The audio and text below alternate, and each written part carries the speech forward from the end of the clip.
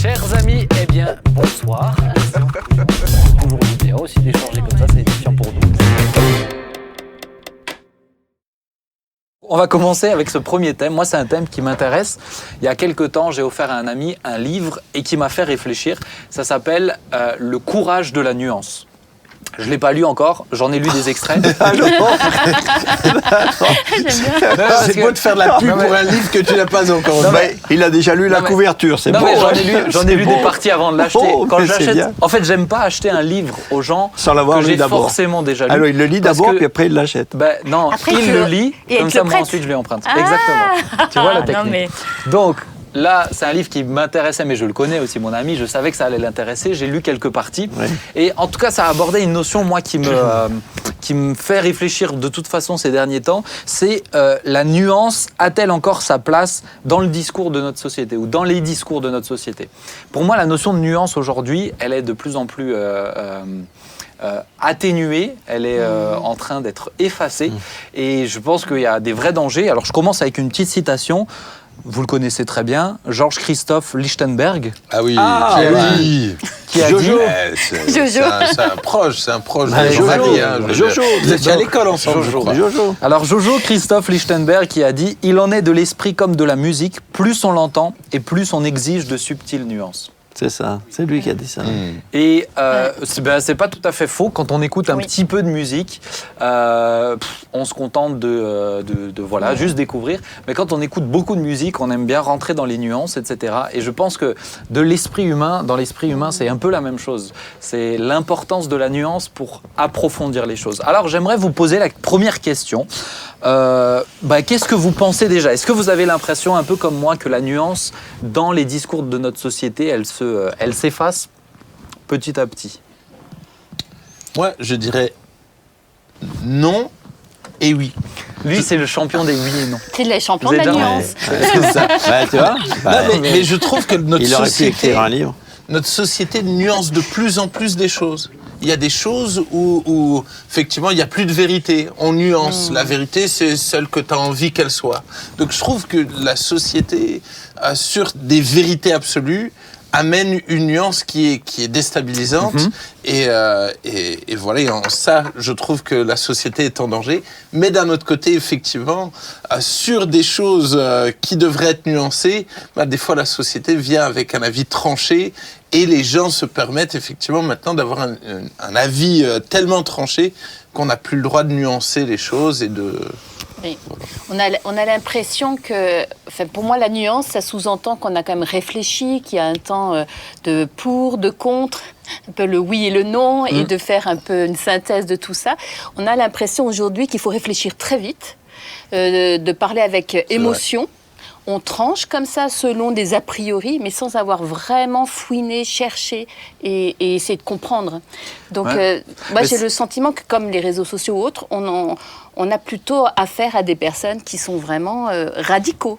Ouais, c'est intéressant, ouais. Jean-Marie, tu... Ouais, moi je pense que, comme dit Thibault, je crois qu'il y a un paradoxe. D'un côté, on est dans une société très, très relativiste.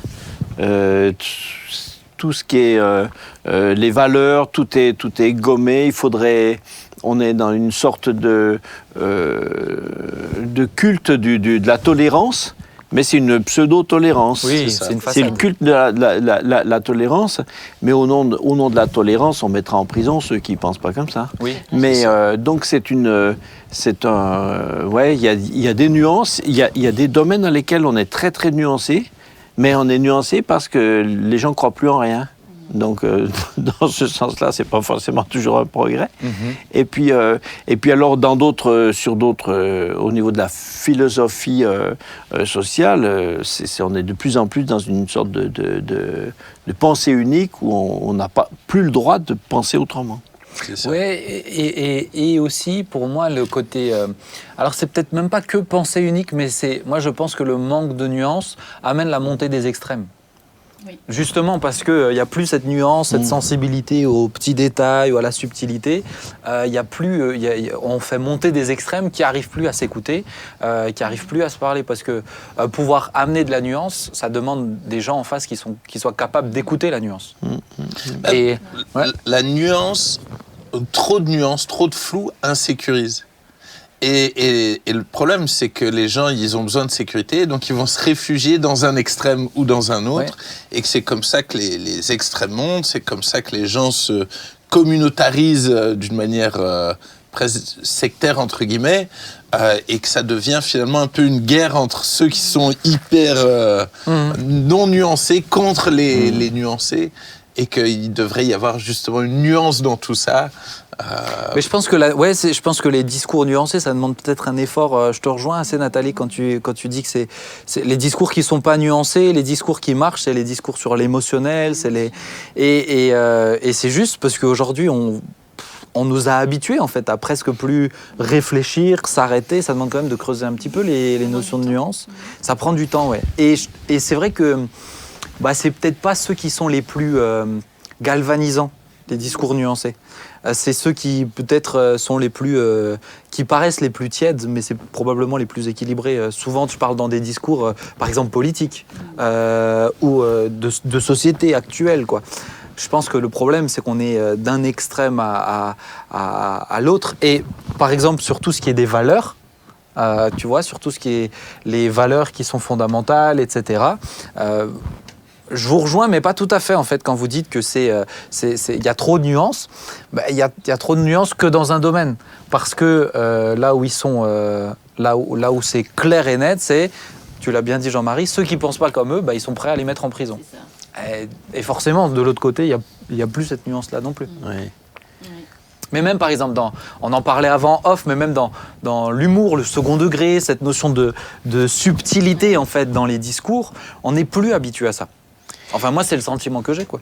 Mais et puis je crois qu'il y a aussi, des caractères. Des caractères. Il y a des gens qui ont des caractères très plus carrés, plus radicaux, et un peu dans tout ce qu'ils font. C'est radical. Et puis il y a des gens qui aiment c'est la forme de leur personnalité.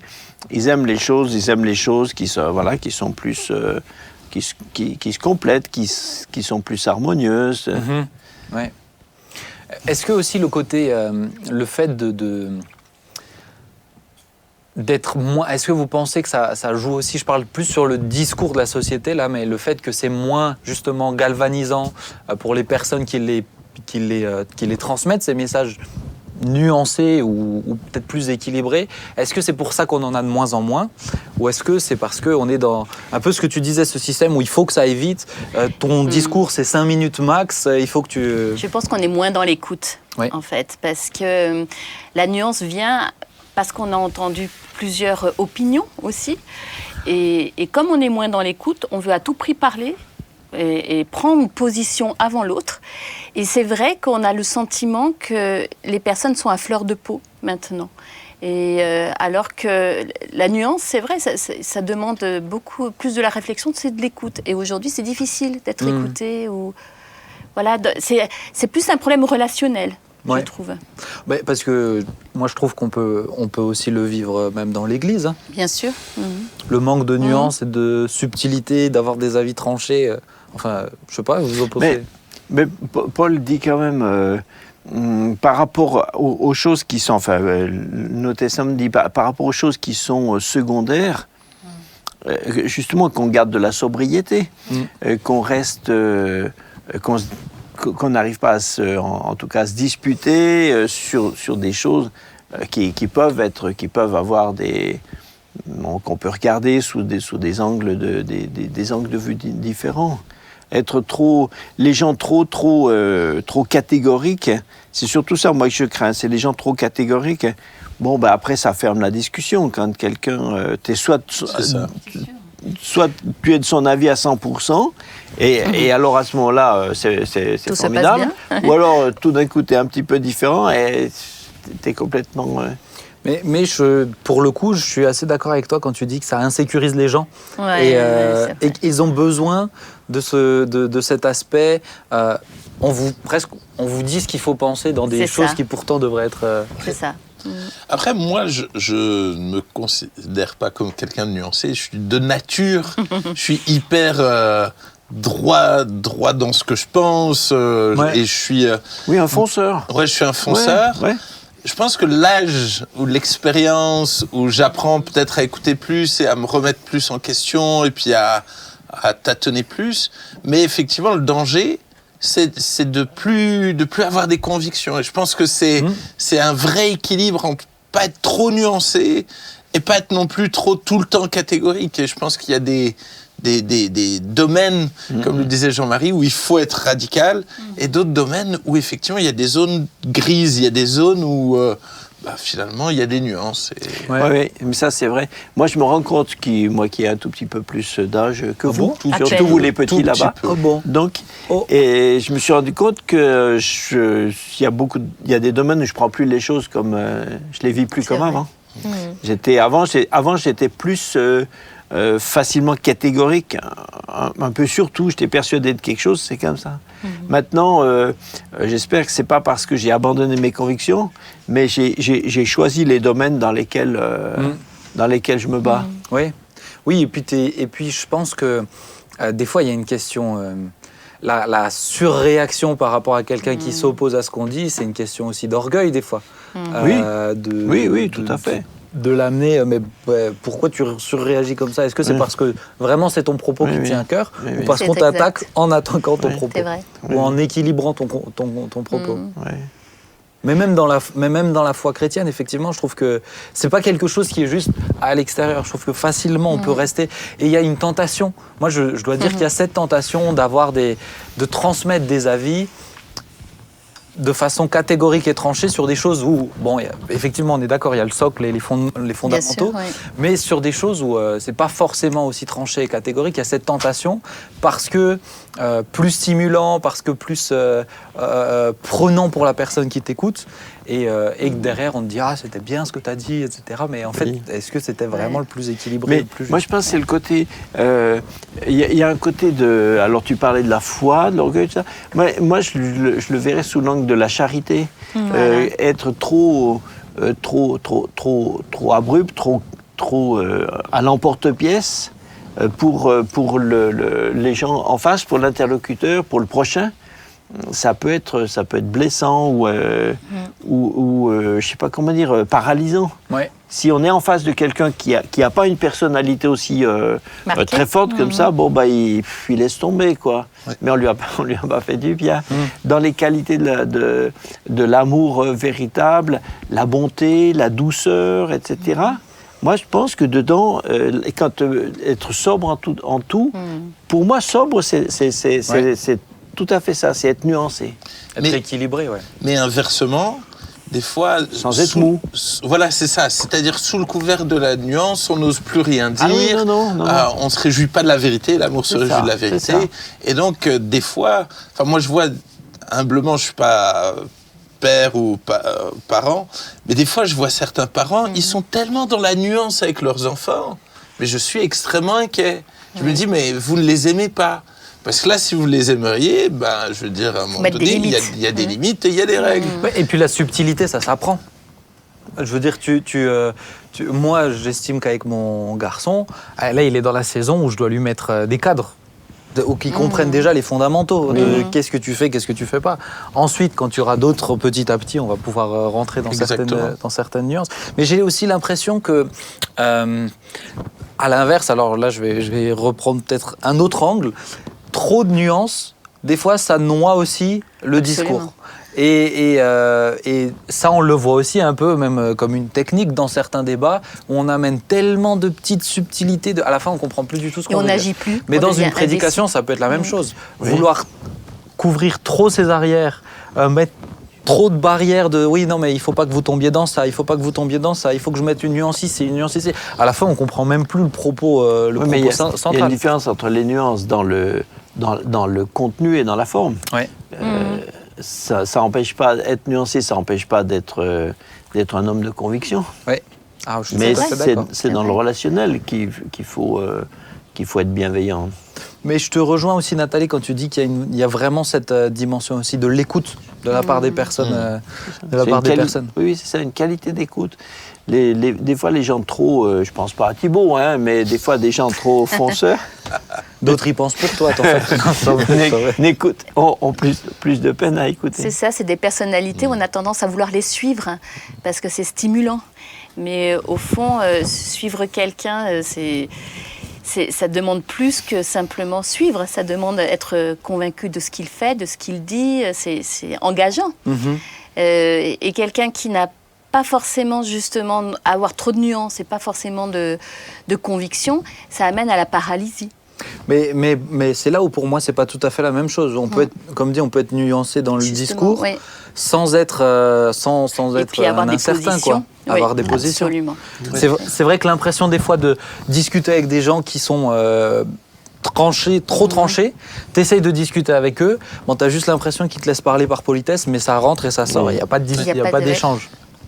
Bon, pendant que vous parlez, je me suis tombé sur Jésus, là. Et je me suis dit, mais Jésus, est-ce qu'il était nuancé?